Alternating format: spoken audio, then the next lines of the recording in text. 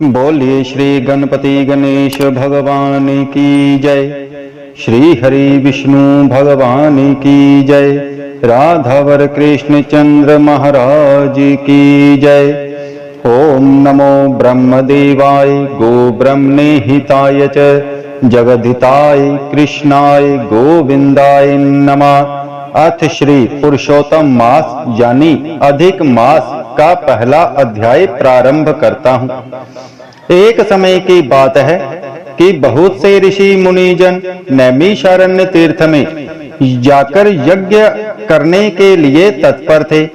उसी समय श्री सूत जी तीर्थ यात्रा के निमित्त भ्रमण करते हुए अपने शिष्यों सहित वहां पर आए और मुनियों को देखकर नमस्कार कर आनंद मगन हो गए। वल्कल वस्त्र पहने, प्रसन्न मुख, चेहरे पर कांति, परमार्थ में निपुण, चंदन से शोभायमान, तुलसी की माला और जटाओं का मुकुट धारण किए हुए महाशरणम इस अद्भुत मंत्र को जपते हुए सूत जी को देखकर नैमिषारण्य के महर्षि सभी लोग उठकर खड़े हो गए और मुनियों ने हाथ जोड़कर कहा कि हे सूत जी, हम सब लोगों को भगवान की अद्भुत कथाओं को सुनने की बहुत ही इच्छा है। तब श्री सूत जी ने प्रसन्नता से सब ऋषियों के आगे हाथ जोड़कर नमस्कार किया और महर्षि सूत जी कहने लगे कि हमने आपके लिए बहुत ही सुंदर आसन बनाया है, इसलिए आप कृपा कर इस पर बैठने की कृपालता करें। आप बड़े भाग्यशाली हैं।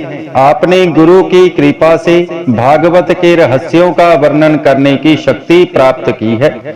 इस संसार सागर में हजारों बातें सुनने योग्य हैं, परंतु उनमें जो भी सार वस्तु हो, संसार सागर में डूबते हुओं को पार करने के लिए जो अच्छे, श्रेष्ठ तथा आपके विचार में हो, वही बातें हमें बतलाने की कृपालता करें। शौनक आदिकों के पूछे जाने पर श्री सूत जी कहने लगे कि हे महर्षियों, हे विप्रो, मेरे वचनों को सुनो।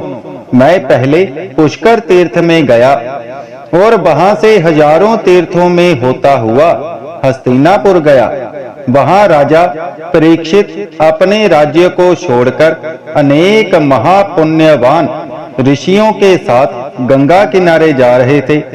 उनमें अनेक सिद्ध योगी और महासिद्ध मुनि थे। मैं वहां पर उस समाज को पूछ ही रहा था तो वहां पर श्री कृष्ण भगवान के चरण कमल में मन लगाए हुए महामुनि वेद व्यास जी के पुत्र शुकदेव जी वहां पर पधारे, जिनकी 8 वर्ष की आयु, शंख के समान कंठ, ऊंचे और चिकने केशों से घिरा हुआ मुख, दृढ़ कंधे, चमकती हुई कांति थी। वे अवधूत वेश ब्रह्म स्वरूप थे। ऐसे महामुनि शुकदेव जी को देखकर सब मुनि हाथ जोड़कर खड़े हो गए। तब मुनियों के बनाए हुए कमल चक्र जैसे ऊंचे आसन पर श्री सुखदेव जी महाराज को बैठने के लिए कहा और उन्होंने उस आसन को ग्रहण किया।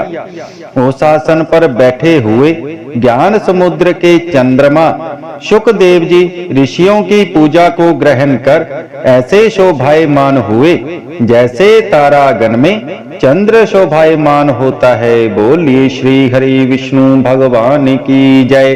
अथ अधिक मास दूसरा अध्याय समाप्त।